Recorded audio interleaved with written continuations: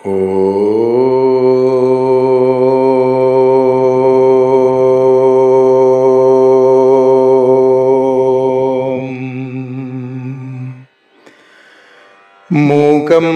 കരോതി വാചാലം പങ്കും ലംഘയത്തെ ഗിരിം യൽകൃപാതമഹം വന്ദേ പരമാനന്ദമാധവം. അഖിലാനപരാധാൻ മേ ക്ഷമസ്വ കരുണാനിധേ പ്രസീദ മൽഗുരോ നാഥ ജനകായ നമോ നമഃ. അഖിലാനപരാധാൻ മേ ക്ഷമസ്വ കരുണാംബുധേ പ്രസീദ മൽപ്രിയേ നാഥേ മാതൃരൂപേ നമോസ്തുതേ.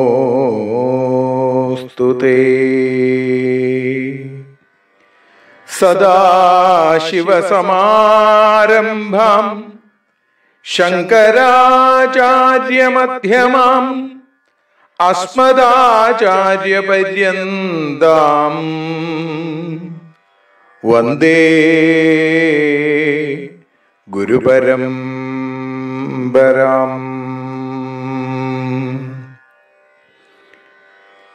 പീതാംബരം കരവിരാജിത ശംഖചക്രകൗമോദഗീ സരസിജം കരുണാസമുദ്രം രാധാസഹായം അതിസുന്ദരമന്ദഹാസം വാതാലേശമനിശം ഹൃദി ഭാവയാമി. അനന്യത്രാണൈകപ്രവണഹൃദയേ ദേവി ദിശമേ ധനം ധാന്യം സൗഖ്യം ഹരിചരണഭക്തിം ച വിനയം. അസൂയാമാത്സര്യാദ്യനുപമമനോരോഗശമനപ്രവീണാം വാണിം സൽപ്രകരപരമാഹ്ലാദജനനീം ശ്രീജഗദംബികായൈ നമഃ. ഓംകാരരൂപനായി ഗുരുവായൂരമരുന്ന ഓമന കണ്ണനാണെന്റെ ദേവൻ. ഓരോരോ വേഷത്തിൽ ഓരോരോ ഭാവത്തിൽ ഓടിയണയുന്ന ദിവ്യബാലൻ. നരകുലജാതിക്കു നന്മ പകരുന്ന നാടിൻ്റെ ഭാഗ്യമീ ദേവദേവൻ. സുരകൂലം പൂജിക്കും പരമാത്മ ചൈതന്യ പ്രതിരൂപം തന്നെ ഈ ഭക്തദാസൻ. പ്രതിരൂപം തന്നെ ഈ ഭക്തദാസൻ. മോഹങ്ങളൊക്കെയും മോദമായി മാറ്റുന്ന മോഹനരൂപനി കണ്ണനുണ്ണി. ദാഹിക്കും കണ്ഠത്തിൽ തീർത്ഥജലമായി തീരുന്ന കാരുണ്യമെന്റെ കണ്ണൻ. ഭക്തിയോടുച്ചത്തിൽ ഒന്നു വീഴിച്ചിടിൽ മിന്നലിൻ വേഗത്തിൽ മുന്നിലെത്തും. ഭക്തർക്കു ബന്ധുവാൻ എന്നും തുണയ്ക്കുന്ന മുക്തിപ്രദനുമാണെന്റെ കണ്ണൻ. മുക്തിപ്രദനുമാണെന്റെ കണ്ണൻ. ഗവ്യങ്ങൾ കിട്ടുവാൻ നൃത്തം ചവിട്ടുന്ന ഗോപികാകാന്തനി നൃത്തരാജൻ. നിത്യം സ്തുതിക്കുന്ന യോഗിക്കു മുന്നിലോ ബ്രഹ്മസ്വരൂപമാണെൻ്റെ കണ്ണൻ. വനമാകെ ഗോക്കളെ പാലനം ചെയ്യുന്ന വനമാലിയാണെൻ്റെ ഗോപബാലൻ. മനമാകും ഗോകുലം തന്നീലോ മുരളിയ സ്വരവർഷം പെയ്യുന്ന മേഘജാലം.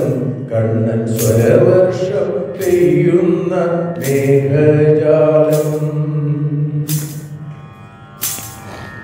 തേടിയണയുന്ന ജീവനു നിത്യവും കൂടെയിരിക്കുന്ന കൂട്ടുകാരൻ. തേരാളിയായി പണ്ടു പാർത്ഥനു ഗീതയാം പാലാഴി നൽകിയ പാട്ടുകാരൻ. വാനിലും ഭൂവിലും വാക്കിലും നോക്കിലും പൂർണ്ണത ചേർക്കുന്ന പുണ്യപുഞ്ചം.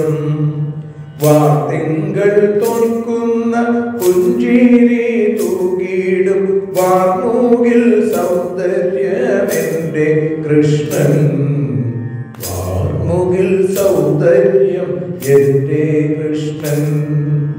സുന്ദരരൂപന ഗുരുവായൂരപ്പനു ചന്ദനച്ചാർത്തിൻ്റെ ദിവ്യഭാവം. അന്തരംഗത്തിലോ അടിയനു ആനന്ദ കണ്ണീരിൽ മുങ്ങിയ ദാസ്യഭാവം. ദേവനാണെങ്കിലും ദാനവനെങ്കിലും ഭക്തിയാണുണ്ണിക്കു നിത്യപദ്യം. ഭക്തിയില്ലെങ്കിലും സ്വർണവും കണ്ണനെ തൃപ്തനാക്കിയിടുകയില്ല സത്യം.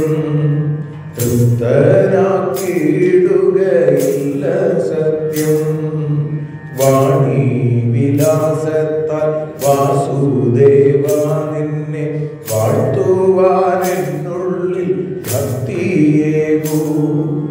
വാരിജനേത്ര നിൻലീലാരഹസ്യങ്ങൾ വർണ്ണിക്കാനക്ഷര പുണ്യമേകൂ. യദുകുല സ്ത്രീകളിൽ നിഷ്കാമഭക്തിയ സിരകളിൽ ചേർന്നോരു ദേവദേവ. യവനെത്തും നേരത്തും അവിടുത്തെ നാമങ്ങൾ ശ്രുതി ചേർത്തു പാടുവാൻ കണ്ഠമേകൂ കണ്ണ. ശ്രുതി ചേർത്തു പാടുവാൻ കണ്ഠമേകൂ. കൃഷ്ണ ഹരേ ജയ കൃഷ്ണ ഹരേ ജയ കൃഷ്ണ ഹരേ ജയ കൃഷ്ണ ഹരേ. കൃഷ്ണ ഹരേ ജയ കൃഷ്ണ ഹരേ ജയ കൃഷ്ണ ഹരേ ജയ കൃഷ്ണ ഹരേ കൃഷ്ണ ഹരേ. ഗുരുവായൂരപ്പ. സർവത്ര ഗോവിന്ദനാമ സങ്കീർത്തനം. ഗോവിന്ദ ഗോവിന്ദ. നമസ്കന്ധത്തില് നേരത്തെ പറഞ്ഞതുപോലെ സൂര്യവംശത്തിലെയും ചന്ദ്രവംശത്തിലെയും രാജാക്കന്മാരുടെ കഥകൾ ആദ്യം സൂര്യവംശത്തിലെ പിന്നീട് സോമവംശത്തിലെ. സൂര്യവംശത്തിലെ ആ വർണ്ണന നടത്തുമ്പോൾ അഷ്ടമസ്കന്ധത്തിൽ സത്യവ്രതൻ എന്ന രാജർഷിയുടെ കഥ, ഭഗവാൻ മത്സ്യമൂർത്തിയായിട്ട് അവതരിച്ച് അനുഗ്രഹിച്ച കഥ, അടുത്ത കൽപ്പത്തിൽ വിവസ്വാന്റെ പുത്രനായി വൈവസ്വതമനു അല്ലെങ്കിൽ ശ്രാദ്ധദേവൻ എന്ന പേരിൽ ഏഴാമത്തെ മന്വന്തരത്തിന്റെ അധിപതിയായി ആ മനുവിന്റെ വംശം, ശ്രാദ്ധദേവന്റെ വംശം വിസ്തരിച്ചു കേൾക്കണം എന്ന് പരീക്ഷിച്ച് പറഞ്ഞപ്പോഴാണ് ശ്രീശിവബ്രഹ്മർഷി അത് പറയാനായിട്ട് ആരംഭിച്ചു. ഭഗവാന്റെ നാഭീകമലത്തിൽ നിന്ന്, ആ പൊക്കിൾക്കൊടിയിലെ താമരയിൽ നിന്ന് ബ്രഹ്മാവുണ്ടായി. ബ്രഹ്മാവിന്റെ പുത്രൻ മരീചി, അദ്ദേഹത്തിന്റെ പുത്രൻ വിവസ്വാൻ, വിവസ്വാന്റെ പുത്രനായിട്ട് വൈവസ്വതൻ അല്ലെങ്കിൽ ശ്രാദ്ധദേവൻ. ഇക്ഷ്വാകു തുടങ്ങിയ 10 പുത്രന്മാർ അദ്ദേഹത്തിനുണ്ടായി. പക്ഷേ അതിനു മുമ്പ് കുട്ടികളില്ലാത്തൊരു കാലം അദ്ദേഹത്തിനുണ്ടായിരുന്നു. അദ്ദേഹത്തിന്റെ പത്നിയുടെ പേര് ശ്രദ്ധ എന്നായിരുന്നു. ശ്രദ്ധയും ശ്രാദ്ധദേവനും, അല്ലേ? നല്ല പേരിന് നല്ല ചേർച്ചയുണ്ട്. അവര് നല്ലപോലെ കുടുംബജീവിതം നയിച്ച ആളുകളാണ്. പക്ഷേ അവർക്ക് കുട്ടികളുണ്ടാവാതെ വന്നപ്പോൾ, കുട്ടികളുണ്ടാവണമെന്ന മോഹമുണ്ടായപ്പോൾ ശ്രദ്ധ വിചാരിച്ചു പെൺകുട്ടി ഉണ്ടാവണമെന്ന്, ശ്രാദ്ധദേവൻ മോഹിച്ചു ആൺകുട്ടി ഉണ്ടാവണം. അങ്ങനെ ഒരു യജ്ഞമൊക്കെ നടത്തി. ആ യജ്ഞത്തിൽ നമ്മൾ ഇപ്പോൾ പറയില്ലേ, ലേഡീസ് ഫസ്റ്റ് എന്ന് പറഞ്ഞതുപോലെ ആ ഹോതാവ് അല്ലെങ്കിൽ ഋത്വിക്കുകള് ഈ ശ്രദ്ധയുടെ ആഗ്രഹത്തിനനുസരിച്ച് വഷട്കാരം ജപിച്ചു, സങ്കല്പം ചെയ്തു. അതുകൊണ്ട് എന്തുണ്ടായി? ഒരു പെൺകുട്ടി ഉണ്ടായി. ആ പെൺകുട്ടിക്ക് ഇള എന്ന് പേരിട്ടു. രാജാവ് പറഞ്ഞു, ഇപ്പൊ നിങ്ങൾ ഈ ചെയ്യുന്ന കാര്യങ്ങൾക്കൊന്നും വേണ്ടത്ര ഫലസിദ്ധി ഇല്ലാന്ന് തോന്നുന്നുണ്ട്. കാരണം ഞാൻ ആൺകുട്ടി ഉണ്ടാവണമെന്നാണ് പറഞ്ഞത്. എന്തുകൊണ്ട് ആൺകുട്ടി ഉണ്ടായില്ല എന്ന് ചോദിച്ചപ്പോൾ പറഞ്ഞു, അങ്ങയുടെ പത്നി പറഞ്ഞത് പെൺകുട്ടി വേണമെന്നാണ്, അതനുസരിച്ചാണ് ജപിച്ചത്. രാജാവിന് വല്ലാത്ത വിഷമായി. അപ്പോൾ പറഞ്ഞു, അങ്ങ് വിഷമിക്കൊന്നും വേണ്ട. വസിഷ്ഠ മഹർഷി അദ്ദേഹം പറഞ്ഞു, ഞാൻ അതിനുള്ള വഴി കണ്ടെത്തി തരാം. ഭഗവാനോട് പ്രാർത്ഥിച്ചു കഴിഞ്ഞാൽ എന്താ നടക്കാത്തത്? ഈ പെൺകുട്ടിയെ നമുക്ക് ആൺകുട്ടിയാക്കും. നമ്മൾ ചിലപ്പോൾ പണ്ടൊക്കെ കേൾക്കാറുണ്ട്, രാധാകൃഷ്ണനായി അല്ലെങ്കിൽ രാധാകൃഷ്ണൻ രാധയായി എന്നൊക്കെ കേൾക്കാറുണ്ട്. ഇതേപോലെ ആ ഭഗവാന്റെ അനുഗ്രഹം കൊണ്ട് സുദ്യുമ്നൻ എന്ന പേരിൽ ഒരു ആൺകുട്ടിയായി മാറി ഇളയെ ഇളൻ എന്ന് വിളിക്കുന്ന ആളുകളുണ്ട്, അല്ലെ? ആൺകുട്ടിയായപ്പോൾ ഇളൻ എന്ന് വിളിക്കാൻ തുടങ്ങി. ഇങ്ങനെ സുദ്യുമ്നൻ യൗവനത്തില് തൻ്റെ കൂട്ടുകാരോടുകൂടി കാട്ടിൽ പോയി, നായാട്ടിനായിട്ട് പോയി. നായാട്ടൊക്കെ കഴിഞ്ഞ് ക്ഷീണിച്ച് എല്ലാവരും ഒരു സ്ഥലത്ത് വിശ്രമിച്ചു. വിശ്രമം കഴിഞ്ഞ് കണ്ണു തുറന്നു നോക്കിയപ്പോൾ രൂപത്തിലൊക്കെ മാറ്റം വന്നേക്കുന്നു. ആൺകുട്ടിയായിട്ടാണ് ഇങ്ങോട്ട് പോകുന്നത്. ഇപ്പോൾ പെൺകുട്ടിയുടെ ആ ശരീരാവയവങ്ങളാണ്. താനും തൻ്റെ കൂട്ടുകാരൻ അവരൊക്കെ പെൺകുട്ടികളായി. ആൺകുതിരകളുടെ പുറത്താണ് വന്നത്, അതൊക്കെ പെൺകുതിരകളുമായി മാറി. പരീക്ഷയ്ക്ക് ചോദിച്ചു, എന്താ ഇങ്ങനെ ഒരു സ്ഥലം? ആണുങ്ങൾ പോയി കഴിഞ്ഞാൽ പെണ്ണുങ്ങളാവുന്ന ഒരു സ്ഥലം ഇതുവരെ കേട്ടിട്ടില്ലല്ലോ. അപ്പൊ പറഞ്ഞു, അത് ഇളാമൃതം എന്നുള്ള സ്ഥലമാണ്. സാക്ഷാൽ മഹേശ്വരൻ മഹാദേവൻ പാർവതീദേവിയോടൊത്ത് ലീലകളാടുന്ന സ്ഥലമാണ്. അവിടേക്ക് ഒരിക്കൽ കുറേ ഋഷീശ്വരന്മാർ കടന്നു വന്നപ്പോൾ മഹാദേവൻ ആത്മാരാമനായതുകൊണ്ട് അത് കേവലം ലീലയായിട്ട് എടുത്തുള്ളൂ. പക്ഷേ പാർവതീദേവിക്ക് വല്ലാത്ത നാണായി. പാർവതി പറഞ്ഞു, ഇങ്ങനെയൊക്കെ ആയിക്കഴിഞ്ഞാൽ ശരിയാവില്ല. അപ്പൊ മഹാദേവൻ പറഞ്ഞു, എങ്കിൽ ഇവിടേക്ക് ഇനി ആര് വരുന്നോ അവരൊക്കെ തന്നെ സ്ത്രീകളായിട്ട് മാറട്ടെ, അല്ലേ? ഇപ്പോഴത്തെ കാലത്താണെങ്കിൽ അങ്ങോട്ട് പോവരുത് എന്ന് പറഞ്ഞ് അന്ന് പോവരുത് എന്നൊന്നും പ്രത്യേകിച്ച് ബോർഡൊന്നും എഴുതി വെച്ചേർന്നില്ല. എന്തായാലും പോയി, അബദ്ധായി, മറ്റൊന്നുകൂടി സംഭവിച്ചു എന്നാണ്. എന്താണ്? ഇവിടെ ഈ കാട്ടില് അങ്ങോട്ട് നാട്ടിലേക്ക് പോകാൻ നിർത്തിയില്ല. അങ്ങനെ കാട്ടിൽ കഴിയണ സമയത്ത് ചന്ദ്രന്റെ പുത്രനായിരിക്കുന്ന ബുധൻ അതിബുദ്ധിമാനും അതിസുന്ദരനുമാണ്. ആ ബുധന് ഈ പെൺകുട്ടിയെ ഇഷ്ടമായി. ആണ് പെൺകുട്ടി പെണ്ണായതാണെന്നൊന്നും അറിഞ്ഞില്ല. കണ്ടപ്പോൾ ഇഷ്ടമായി. ഗാന്ധർവ വിധി പ്രകാരം വിവാഹം ചെയ്തു. അവർക്ക് ഒരു പുത്രനുണ്ടാവുകയും ചെയ്തു എന്നാണ്. അങ്ങനെ ആ പുത്രനുണ്ടായി കഴിഞ്ഞപ്പോൾ പുത്രനുണ്ടായി അമ്മയായിട്ട് അവിടെ ഇങ്ങനെ ജീവിക്കുന്നു. പുരൂരവസ് എന്നാണ് ആ പുത്രന്റെ പേര്.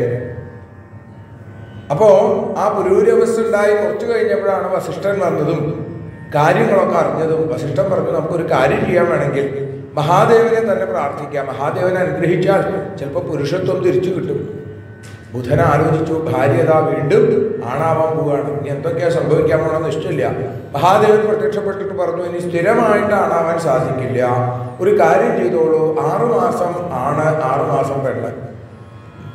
അങ്ങനെ ചിങ്ങമാസത്തിലെ ആൺകുട്ടിയാണെങ്കിൽ കന്നിമാസമാകുമ്പോൾ പെണ്ണാവും. അത് കഴിഞ്ഞാൽ കന്നി കഴിഞ്ഞ് തുലാമായി കഴിഞ്ഞാൽ വീണ്ടും ആണ്. പിന്നെ വൃശ്ചികത്തിൽ പെണ്ണ്. ഇങ്ങനെ ആയിക്കഴിഞ്ഞാലോ ആണായിരിക്കുന്ന സമയത്ത് രാജകുമാരനായിട്ട് കൊട്ടാരത്തിലേക്ക് പോവും. സ്ത്രീയായി മാറി തുടങ്ങിക്കഴിഞ്ഞാൽ കാട്ടിൽ വന്ന് പുരൂരവസിന്റെ അമ്മയായിട്ട് ജീവിക്കും. ബുധനിപ്പോൾ എന്താ ഏർപ്പാട്?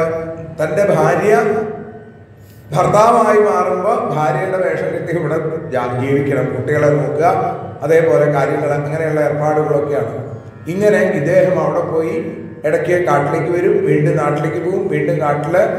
അപ്പം ആളുകൾക്കൊക്കെ മനസ്സിലായി ഇത് എന്തോ ഒരു ഏർപ്പാട് ഇവിടെ നടക്കുന്നുണ്ട്. അന്വേഷിച്ചു അവര്. അവരന്വേഷിച്ചപ്പോൾ കാര്യം മനസ്സിലായി, നമ്മുടെ രാജകുമാരൻ ആണും പെണ്ണും കെട്ടവനാണ് എന്ന് അവർ പറയാൻ തുടങ്ങി. പിന്നെ അവിടെ നിന്നിട്ട് കാര്യമുണ്ടോ? അദ്ദേഹം തൻ്റെ രാജ്യം പുരൂരവസനെ ഏൽപ്പിച്ച് അദ്ദേഹം കാട്ടിൽ പോയി ഭഗവത് ധ്യാനം ചെയ്ത് ഭഗവാന്റെ പാദത്തിലേക്ക് എത്തി എന്ന് പറയുന്നു.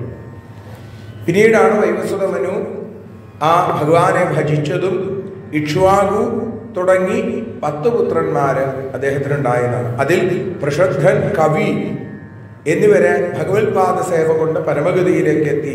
കരൂഷൻ, ധൃഷ്ടൻ, നരിഷ്യന്തൻ, ദിഷ്ടൻ തുടങ്ങി ആ ഭഗവാൻ ആ ഇക്ഷ്വാകു ഇദ്ദേഹത്തിൻ്റെ പുത്രന്മാരുടെ കഥ പിന്നീട് പറഞ്ഞു. അതിൽ തന്നെ മരുത്തൻ്റെയും തൃണബിന്ദു തുടങ്ങിയ ചക്രവർത്തിമാരുടെ കഥയുമൊക്കെ അവിടെ സൂചിപ്പിച്ചു. അതിനുശേഷമാണ് ശര്യാദി എന്ന പുത്രൻ്റെ കഥ പറഞ്ഞത്. ശര്യാദിയുടെ പ്രത്യേകത എന്താ? ശര്യാദിയുടെ മകളാണ് സുകന്യ. നല്ല സ്വഭാവമുള്ള കുട്ടിയാണ്. ഒരിക്കൽ അച്ഛൻ കാട്ടിലേക്ക് പോയപ്പോൾ സുകന്യ പറഞ്ഞു, അച്ഛൻ ഞാനും വരുന്നുണ്ട് കാട്ടിലേക്ക്. എന്തിനാ പെൺകുട്ടികൾ കാട്ടിലേക്ക് വരണത്? പെൺകുട്ടികൾ ഇവിടെ ഇരുന്നാൽ മതി. അച്ഛൻ എനിക്കൊന്ന് കാണണം എന്ന് പറഞ്ഞ് ഇറങ്ങി പുറപ്പെട്ടു. അവിടെ ചെന്നു. അച്ഛൻ നായാട്ടിന് പോയ സമയത്ത് പെൺകുട്ടി കാട് കണ്ടിങ്ങനെ നടക്കുന്ന സമയത്ത് ഒരു ചിതൽപ്പുറ്റ് അതിലെന്തോ ഇങ്ങനെ തിളങ്ങുന്നു. വേഗം ഒരു മുള്ളെടുത്ത് കൊണ്ടുവന്ന് അതിൽ കുത്തി നോക്കിയപ്പോൾ അതൊന്ന് ചോര വരുന്നു. പേടിച്ചു വരച്ചു. അച്ഛൻ്റെ അടുത്തേക്ക് ഓടി വന്നു. അച്ഛൻ അന്വേഷിച്ച് അവിടെ ചെന്നു. നോക്കുമ്പോൾ തൻ്റെ ഭടന്മാർക്കും താനടക്കമുള്ള ആളുകൾക്കൊക്കെ മലമൂത്ര വിസർജനം തടസ്സപ്പെട്ടു എന്ന് മനസ്സിലായി. ഏതോ ഒരു മുനിയെ ദ്രോഹിച്ചതാണെന്ന് മനസ്സിലായി. ചെന്ന് നോക്കുമ്പോൾ പടുവൃദ്ധനായി തൻ്റെ കണ്ണു കുത്തിപ്പൊട്ടിച്ചവരെ ശപിക്കാൻ തയ്യാറെടുത്ത് നിൽക്കുന്നൊരു മഹർഷീശ്വരനെ കണ്ടു. അദ്ദേഹം ശര്യാദി പോയി കൈമ പിടിച്ചു. ശപിക്കരുത്, എൻ്റെ മകൾക്കൊരബദ്ധം പറ്റിയതാണ്. അതാരാ? അങ്ങ് ആരാണെന്ന് ചോദിച്ചപ്പോൾ പറഞ്ഞു, ശര്യാദി മഹാരാജാവാണ്, എൻ്റെ മകളാണ് ഇത്തരത്തിലൊരു പ്രവൃത്തി ചെയ്തത്. ഞാൻ തപസ് ചെയ്തുകൊണ്ടിരിക്കുകയായിരുന്നു എന്നാ ആ മഹർഷി പറഞ്ഞത്. എൻ്റെ പേര് ച്യവനൻ എന്നാണ്. എൻ്റെ കണ്ണു കുത്തിപ്പൊട്ടിച്ചവർ ആരായാലും എന്ത് ചെയ്യണം? എനിക്ക് കണ്ണായിട്ട് ഇവിടെ ജീവിക്കട്ടെ എന്ന് വെച്ചാൽ ഈ സുകന്യ എൻ്റെ ഭാര്യയാവണം എന്ന് ച്യവന മഹർഷി പറഞ്ഞു. ഇത് കേട്ട് കഴിഞ്ഞപ്പോൾ എന്ത് ചെയ്യാൻ പറ്റും? കാരണം അദ്ദേഹത്തിൻ്റെ ശാപത്തിൽ നിന്ന് രക്ഷപ്പെടാൻ ഒരു വഴിയില്ല. സുകന്യ പറഞ്ഞു, ഞാനൊരു തെറ്റ് ചെയ്തു, നമ്മുടെ രാജ്യത്തെ രക്ഷിക്കാൻ ഞാനിവിടെ ഇദ്ദേഹത്തിൻ്റെ പത്നിയായിട്ട് ജീവിച്ചോളാം, അച്ഛൻ തിരിച്ചു പൊക്കോളൂ എന്ന് പറഞ്ഞു. അങ്ങനെ ശര്യാദി തിരിച്ചു പോന്നു. ച്യവന മഹർഷി പടുവൃദ്ധനാണ്, ക്ഷിപ്രകോപിയാണ്. പക്ഷേ സുകന്യ വളരെ സന്തോഷപൂർവ്വം പതിമിംഗിത കോവിത എന്ന് പറയുന്ന പോലെ ഭർത്താവിൻ്റെ അഭീഷ്ടങ്ങളൊക്കെ മനസ്സിലാക്കി അവിടെ കഴിയുന്നു. അങ്ങനെ കുറച്ച് ദിവസങ്ങൾ കഴിഞ്ഞു. ഒരിക്കൽ നോക്കുമ്പോൾ ശര്യാദി തിരിച്ചു വന്ന സമയത്ത് തൻ്റെ മകൾ ഒരു സുന്ദരൻ്റെ കൂടെ ഇരുന്ന് നേരം പോക്കുകളൊക്കെ പറയുന്നു. ശര്യാദിക്ക് ദേഷ്യം വന്നു. നീയെ ആ പാവം ച്യവന മഹർഷിയെ കൊന്നുവോ? എന്നിട്ട് പുതിയൊരാളെ സ്വീകരിച്ചോ എന്നൊക്കെ ചോദിച്ച് ചീത്ത പറഞ്ഞു തുടങ്ങിയപ്പോൾ സുകന്യ പറഞ്ഞു, അച്ഛൻ്റെ ചീത്ത പറയലൊക്കെ കഴിഞ്ഞാൽ. അച്ഛനെന്ത് പറഞ്ഞു? ഞാൻ ചീത്ത പറഞ്ഞതല്ല, നിനക്ക് നല്ലത് വരാൻ വേണ്ടി പറഞ്ഞതാണ്. നീ എന്താ ചെയ്തതെന്ന് ചോദിച്ചപ്പോൾ പറഞ്ഞു, ഞാൻ ഒരു കാര്യം പറയാം, അച്ഛനിത് ആദ്യം കേൾക്കൂ.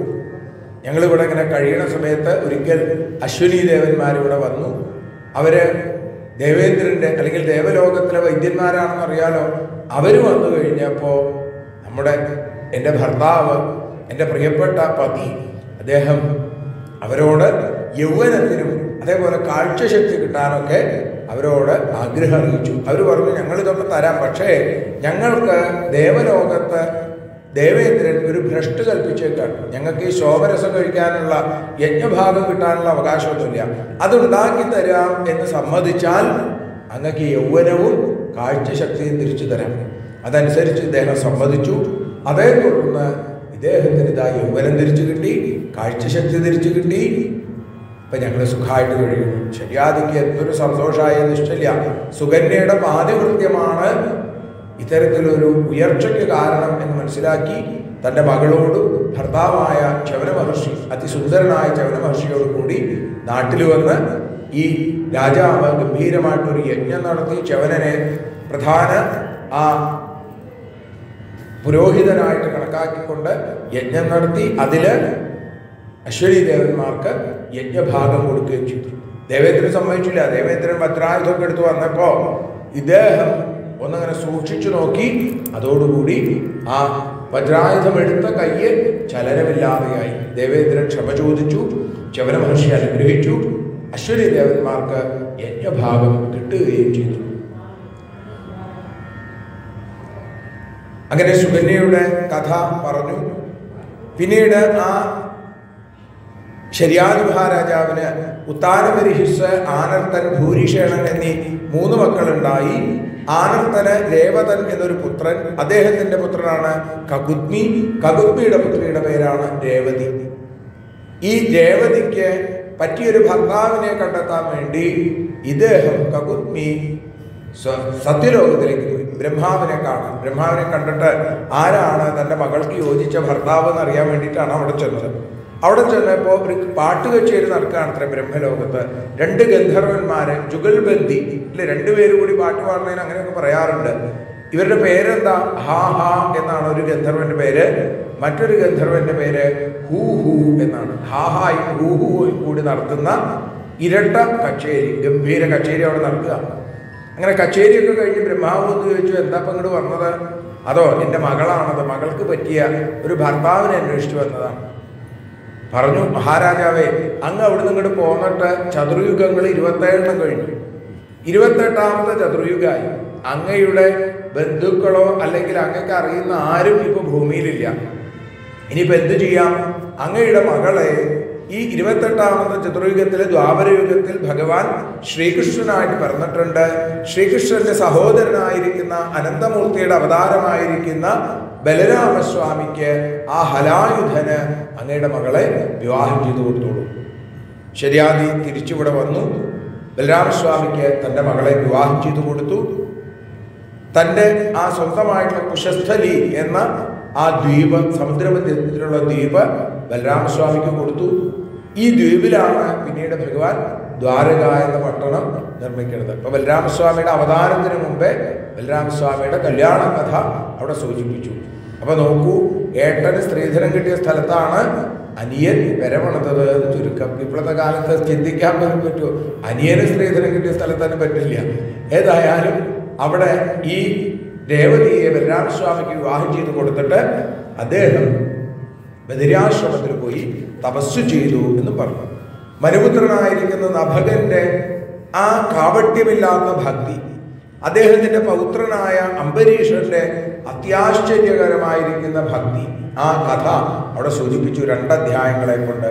അംബരീഷോ മഹാഭാഗ അല്ലെ, സപ്തദ്വീപുകളുടെയും അധിപതിയായ അംബരീഷൻ, ഭരണത്തിൽ ലവലേശം താല്പര്യമില്ലാത്ത അംബരീഷൻ, ഭജനത്തിൽ പരിപൂർണമായി തൽപരനായ അംബരീഷൻ, കണ്ണുകളെ ഭഗവത് വിഗ്രഹങ്ങളെയും ഭഗവത് ഭക്തന്മാരെയും കാണാനും, കാതുകളെ ഭഗവത് കഥകൾ കേൾക്കാനും, നാവ് ഭഗവാന്റെ കീർത്തനങ്ങൾ പാടാനും, അങ്ങനെ ഓരോ ഇന്ദ്രിയങ്ങളും, കർമ്മേന്ദ്രിയങ്ങളും ജ്ഞാനേന്ദ്രിയങ്ങളിലും ഭഗവാനിലേക്ക് തിരിച്ചു വെച്ച ഉത്തമ ഭക്തനാണ് അംബരീഷൻ. അദ്ദേഹം ക്ഷേത്രത്തിലാണ് കൂടുതൽ സമയം ചിലവഴിച്ചത് എന്നാണ്. ക്ഷേത്രങ്ങൾ വൃത്തിയാക്കുന്നതിൽ പോലും അദ്ദേഹത്തിന് ഒരു മടിയുണ്ടായിരുന്നില്ല. രാജാവാണ്, ചക്രവർത്തിയാണ്. നമുക്കൊക്കെ സാധിക്കുമോ? ക്ഷേത്രത്തിൽ വന്നാൽ തൊഴുതു പോകുന്നല്ലാണ്ട് അവിടെ എന്തെങ്കിലും വൃത്തികേടുണ്ടെങ്കിൽ അതൊന്ന് വൃത്തിയാക്കി കൊടുക്കാം എന്ന് നമുക്ക് തോന്നുമോ? അതിനൊക്കെ വേറെ ആളുകൾ. നമ്മുടെ ഭക്തിയുടെ തലം അതാണ്. പക്ഷെ അംബരീഷൻ അങ്ങനെയല്ല. അംബരീഷൻ കാലത്ത് വന്നാൽ ക്ഷേത്രം അടിച്ചുവാരും അവിടെ തുടയ്ക്കും. ആരാ അദ്ദേഹം? ലോകത്തിന്റെ മുഴുവൻ ചക്രവർത്തിയായിട്ട് ഇരിക്കുന്ന ആളാണ്.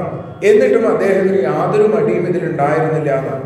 എല്ലാം ഭഗവാനുള്ള സമർപ്പണമായിട്ട് വിചാരിച്ചു. നമ്മൾ പറയാറില്ലേ, വർക്ക് ഈസ് വർഷിപ്പ്, പ്രാർത്ഥന, ആ പ്രവൃത്തിയാണ് പ്രാർത്ഥന എന്ന് കാണിച്ചു. ഏത് പ്രവൃത്തി ചെയ്യാനും അദ്ദേഹത്തിന് മടിയുണ്ടായില്ല. അങ്ങനെ അദ്ദേഹം ഭഗവാനെ ഭജിച്ചപ്പോൾ ഭഗവാൻ അദ്ദേഹത്തിന് മറ്റാർക്കും കൊടുക്കാത്ത ഒരു സമ്മാനം കൊടുത്തു. അതാണ് സുദർശന ചക്രം. അംബരീഷനോട് പറഞ്ഞു, അങ്ങ് സൂക്ഷിച്ചോളൂ ഇത്. അങ്ങനെ സുദർശന ചക്രം ഒരു സ്വരൂപം സ്വീകരിച്ച് അംബരീഷന്റെ ഭരണകാര്യങ്ങൾ ഭംഗിയായിട്ട് കൊണ്ടു നടന്നു. അംബരീഷൻ 12 മാസം നീണ്ടു നിൽക്കുന്ന, അല്ലെങ്കിൽ ഓരോ മാസത്തിലെയും ശുക്ലപക്ഷ ഏകാദശി ഉപവാസമായിട്ട് അനുഷ്ഠിച്ചുകൊണ്ട് ആ മധുവനത്തിലെ, യമുനയുടെ തീരത്തുള്ള മധുവനത്തിൽ ഭഗവാനെ ഭജിച്ചുകൊണ്ടിരിക്കുന്നു പത്നിയോടൊപ്പം കൂടി. ഏകാദശിയുടെ അന്ന് ശുദ്ധോപവാസം, ഒന്നും കഴിക്കില്ല. അന്ന് ഒരുപാട് ദാനധർമാദികളൊക്കെ ചെയ്യും, ഭഗവാനെ ഭജിക്കും, ഭഗവാന്റെ നാമം ജപിക്കും. എന്താ ഈ ഉപവാസം എന്ന് പറഞ്ഞാൽ? ഭക്ഷണം കഴിക്കാത്ത അവസ്ഥ, അത്രേ നമുക്കറിയുള്ളൂ. നമുക്ക് ഭക്ഷണവുമായി ബന്ധപ്പെട്ടിട്ടാണ് ഏതൊരു പ്രവൃത്തിയും. പക്ഷേ അംബരീഷൻ എന്താ ഉപവസിക്കുക എന്ന് പറഞ്ഞാൽ ഭഗവാനോട് ചേർന്നിരിക്കുക. നമുക്ക് ഭഗവാനോട് ചേർന്നിരിക്കൽ മാത്രമില്ല, ഒരു പക്ഷേ ചിലപ്പോൾ ഏകാദശി നോൽക്കുക എന്നൊക്കെ ഉണ്ടാവും. അപ്പോൾ ഭക്ഷണത്തിൻ്റെ കാര്യത്തിൽ മാത്രം ഒരു വ്യത്യാസം. അരിഭക്ഷണം കഴിക്കില്ല, അല്ലേ? ഭഗവാന് നേദിച്ചതാണെങ്കിലും മലര് പോലും കഴിക്കില്ല. തീർത്ഥം കൊടുത്ത അയ്യോ ഞാൻ ഇന്ന് ഏകാദശി നോറ്റേക്കാണ്, കഴിക്കില്ല. ഇങ്ങനെയൊക്കെ നമുക്ക് ചില ചിട്ടകളൊക്കെ വെച്ചിട്ടുണ്ട്. അംബരീഷ് അങ്ങനെയൊന്നുമല്ല. ഭഗവാനോട് ചേർന്നിരുന്ന് മനസ്സും വപസ്സും ഭഗവാനിലേക്ക് മാത്രം വിചാരിച്ചുകൊണ്ട് തപസ്സിന് തുല്യമായിട്ടുള്ള ആ വ്രതാനുഷ്ഠാനമാണ് അദ്ദേഹത്തിൻ്റെ. അങ്ങനെ 12 മാസവും കഴിഞ്ഞ് ആ 12ാമത്തെ മാസത്തിലെ ഏകാദശിയും കഴിഞ്ഞ് ദ്വാദശിയുടെ അന്ന് പാരണ വീടേണ്ട സമയം. ആ സമയത്താണ് ദുർവാസസ് വരുന്നത്. വലിയ സന്തോഷമായി. മഹർഷി ശ്രേഷ്ഠനാണ്, രുദ്രാംശകമാണ് ആ ദുർവാസസ് എന്ന് പറഞ്ഞ മഹാദേവന്റെ അംശമാണ്. അപ്പോൾ ഭഗവാനെ സ്വീകരിച്ചിരിക്കുന്നത് പോലെ തന്നെ ആ മഹർഷിയെ സ്വീകരിച്ചു. മഹർഷി കുളിക്കാനായിട്ട് കാളിന്തിയിലേക്ക് പോയി. നമ്മളൊക്കെ കേട്ടിട്ടുണ്ട്. പട്ടേരിപ്പാട് ഈ സമയത്ത് പറയുന്നു, മന്ദം ജഗ, പതുക്കെ പോയി. എത്രയും പതുക്കെ പോണ ആളെ ഓടിപ്പിക്കാൻ ഭഗവാൻ അറിയാം. കാരണം എന്താ? ഭക്തന്മാരെ കളിപ്പിച്ചാൽ അവരെ ഓടിപ്പിക്കും ഭഗവാൻ. ഏതായാലും ദുർവാസസ് തിരിച്ചു വരുന്നില്ല. ആ പാരണ വീടേണ്ട സമയമായി. മഹർഷീശ്വരന്മാരോട് ചോദിച്ചപ്പോൾ അവർ പറഞ്ഞു, ഒരു കാര്യം ചെയ്തോളൂ, ഭഗവാന്റെ തുളസീ തീർത്ഥം സേവിച്ച് പാരണ വീടാം, അതുകൊണ്ട് ദോഷമില്ല. ഭക്ഷണം കഴിച്ചു എന്നുമായി. എന്നാൽ ഭക്ഷണം കഴിച്ചതിൻ്റെ ദോഷമില്ല. അതിഥി വരുന്നതിന് മുമ്പ് ഭക്ഷണം കഴിക്കുക എന്നുള്ള ദോഷം അത് തീരെ ഒട്ടുമില്ല. അങ്ങനെ ചെയ്തോളൂ എന്ന് പറഞ്ഞു. അങ്ങനെ ചെയ്തു. അപ്പോഴേക്കും ദുർവാസസ് വന്നു, ദേഷ്യപ്പെട്ടു. തൻ്റെ മുടിയിൽ നിന്ന് ഒരു രോമം പറിച്ചെടുത്ത് നിലത്തടിച്ചു. അതിൽ നിന്ന് കൃത്യ എന്ന ഭയങ്കര സത്വം പുറത്തേക്ക് വന്നു. അംബരീഷിനെ എന്തെങ്കിലും കുലുക്കണ്ടോ? നമ്മൾ 2 ദിവസം കേട്ടില്ലേ ഭരതൻ്റെ കഥ, പ്രഹ്ലാദൻ്റെ കഥ. അതേപോലെ ഒരു ഭക്തനാണ് അംബരീഷൻ. ഒരിക്കലും അവിടെ ഒരു കുഴപ്പമുണ്ടായില്ല. പേടിച്ച് ഭഗവാനെ പോലും വിളിച്ചില്ല. തൊഴുതിങ്ങനെ നിന്നു, എനിക്ക് ഭഗവാൻ രക്ഷയായിട്ട് വരണം എന്ന് വിചാരിച്ചിട്ട്. എന്നിട്ടോ കൃത്യയെ സുദർശന ചക്രം ആ കത്തി ചാമ്പലാക്കി. അത് കഴിഞ്ഞ് ദുർവാസസിന്റെ പിന്നാലെ ദുർവാസസ് ഓടാൻ തുടങ്ങി. എങ്ങോട്ടൊക്കെ ഓടി? പല ദിക്കിലേക്കും ഓടി. എവിടെ ചെന്നാലും ചക്രം പിന്നാലെയുണ്ട്. കാലചക്രം തന്നെ പിന്നാലെ വരണ കണ്ട് ഓടി ഓടി ഓടി ഓടി സത്യലോകത്ത് ചെന്നു. സത്യലോകത്ത് ചെന്നപ്പോൾ ബ്രഹ്മാവെന്ന് പറഞ്ഞു, കാര്യം ശരിയാണ്, എനിക്ക് വിധി എന്നൊക്കെ പേരുണ്ടെങ്കിലും എനിക്ക് ഈ ചക്രത്തിൽ നിന്ന് അങ്ങേ രക്ഷിക്കാൻ സാധിക്കില്ല. പ്രത്യാധ്യാതോ വിരിഞ്ചേന വിഷ്ണു ചക്രോപതാവിധം ദുർവാസാ ശരണം യാത സർവം കൈലാസവാസിനം. ഇനി ആരെ രക്ഷയുള്ളൂ? കൈലാസത്തിലേക്ക് പോവാ, മഹാദേവന്റെ അടുത്തേക്ക്. മഹാദേവൻ പറഞ്ഞു, കാര്യമൊക്കെ ശരിയാണ്, സംഹാരരുദ്രൻ എന്നൊക്കെ എനിക്ക് പേരുണ്ടെങ്കിൽ പോലും എനിക്ക് അങ്ങേ രക്ഷിക്കാൻ പറ്റില്ല. ഒരു കാര്യം ചെയ്തോളൂ, ശരണം യാഹി ഹരിസ്തേഷം വിധാസ്ഥിതി, ഹരിയെ ശരണം പ്രാപിച്ചോളൂ, അങ്ങക്ക് മംഗളം ഉണ്ടാവും. എന്നാൽ വൈകുണ്ഠത്തിലേക്ക് പോകാൻ തീർച്ചപ്പെടുത്തി. വൈകുണ്ഠത്തിൽ ചെന്നു. ഭഗവാന്റെ കാക്കലിങ്ങനെ വീട് നമസ്കരിച്ചു. അജാനതാദേ പരമാനുഭാവം കൃതം മയാധം ഭവത പ്രിയാണം. അങ്ങക്ക് പ്രിയപ്പെട്ട ഭക്തന്റെ അടുത്ത് ഞാൻ വലിയൊരു ദോഷം ചെയ്തു. വിധേഹി തസ്യാവചിതിം വിധാതം ഉച്യേത എന്നാനുദിതേ നരഗോപി, എന്നെ രക്ഷിക്കണേ എന്ന് പറഞ്ഞു വന്നപ്പോ ഭഗവാൻ പറഞ്ഞു, അഹം ഭക്തപരാധീന ഹ്യസ്വതന്ത്ര. ദുർവാസസെ, എനിക്ക് അങ്ങനെ രക്ഷിക്കണം എന്നൊക്കെ ഉണ്ട്, പക്ഷേ നിവൃത്തിയില്ല. കാരണം എൻ്റെ ഭക്തന് അധീനനാണ് ഞാൻ. ഭക്തൻ എന്ത് പറയണോ അതേ എനിക്ക് ചെയ്യാൻ പറ്റുള്ളൂ. ഇപ്പോ ഈ സുദർശന ചക്രത്തിന്റെ കാര്യത്തിൽ നിയന്ത്രണം മുഴുവൻ ആർക്കാ? എൻ്റെ ഭക്തനാണ്. എൻ്റെ ഭക്തന് എന്തെങ്കിലും കൊടുത്ത് സന്തോഷിപ്പിക്കാമെന്ന് വിചാരിച്ചാൽ എൻ്റെ ഭക്തനൊന്നും വേണ്ട. അവർക്ക് എന്നെ മാത്രമേ വേണ്ടൂ, വേറെ ഒന്നും വേണ്ട. സായുജ്യം കൊടുക്കാന്ന് പറഞ്ഞാൽ വേണ്ട പറയും. സാഷ്ടി, സാമീപ്യം, സാരോഗ്യം, സായുജ്യം, സാരൂപ്യം ഇതൊക്കെ കൊടുക്കാന്ന് പറഞ്ഞാലും അതൊന്നും വേണ്ട. എന്നാൽ മുക്തി തന്നാലോ അതും വേണ്ട. പിന്നെ എന്താ വേണ്ടത്? എന്നെ മാത്രം. അപ്പൊ അവര് എങ്ങനെയാ എന്നെ വിചാരിക്കുന്നതെന്ന് വെച്ചാൽ അവരെല്ലാം ഉപേക്ഷിച്ചു വന്ന ആളുകളാണ്. പ്രാണാൻ വിത്തമിമം വരം എല്ലാം ഉപേക്ഷിച്ച് എന്നെ ശരണം പ്രാപിച്ചിരിക്കുന്നു. അവരെ എനിക്ക് ഉപേക്ഷിക്കാൻ സാധിക്കൂ? വശീകുർവന്തി മാം ഭക്ത്യ, അവരെന്നെ വശീകരിക്കുകയാണ്. ഏതുപോലെ? സൽസ്ത്രീയ സൽപതിം യഥ, പതിവ്രതകളായിട്ടുള്ള ഭാര്യമാര് ഭർത്താക്കന്മാരെ എങ്ങനെ വശീകരിക്കണോ അതേപോലെ. ഇതൊക്കെയാണെങ്കിലും അങ്ങക്ക് ഈ ചക്രത്തിൽ നിന്ന് രക്ഷപ്പെടാനുള്ള ഒരു വഴി ഞാൻ പറഞ്ഞു തരാം. മഹാവിഷ്ണു പറഞ്ഞു. ദുർവാസസ് ഭഗവാന്റെ അടുത്ത് തൊഴുകയുമായിട്ട് നിന്നു. ചക്രം തൻ്റെ അടുത്തേക്ക് വരില്ല ഇപ്പോൾ, കാരണം ഇപ്പോൾ ഭഗവാനുണ്ട്. കൈലാസത്തിൽ ചെന്നപ്പോൾ മഹാദേവനുണ്ട്. പക്ഷെ പുറത്തേക്ക് ഇറങ്ങിയ അപകടമാണ്. അപ്പോൾ ഭഗവാൻ എന്ത് പറഞ്ഞു? ഒരു കാര്യം ചെയ്തോളൂ, ഉപായം കഥയിഷ്യാമി, അങ്ങ് കേട്ടോളൂ. എന്താ ചെയ്യേണ്ടത്? ആ നാഭാഗതനയന്റെ കാക്കൽ ചെന്ന് വീഴാം. അംബരീഷിന്റെ കാക്കൽ ചെന്ന് വീണാൽ മതി, അങ്ങക്ക് ശാന്തി കിട്ടും. പിന്നെ ഈ തപസ്സും വിദ്യയും ഒക്കെ തന്നെ ദുർവിനീതന്മാർക്ക് അപകടത്തിന് കാരണമാവും. തപസ്സുണ്ട്, വിദ്യയുണ്ട് എന്ന് വെച്ചാൽ വിനയം കൂടി ഉണ്ടാവണം, അല്ലെങ്കിൽ അപകടമാണ്. പൊക്കോളൂ തോന്നും.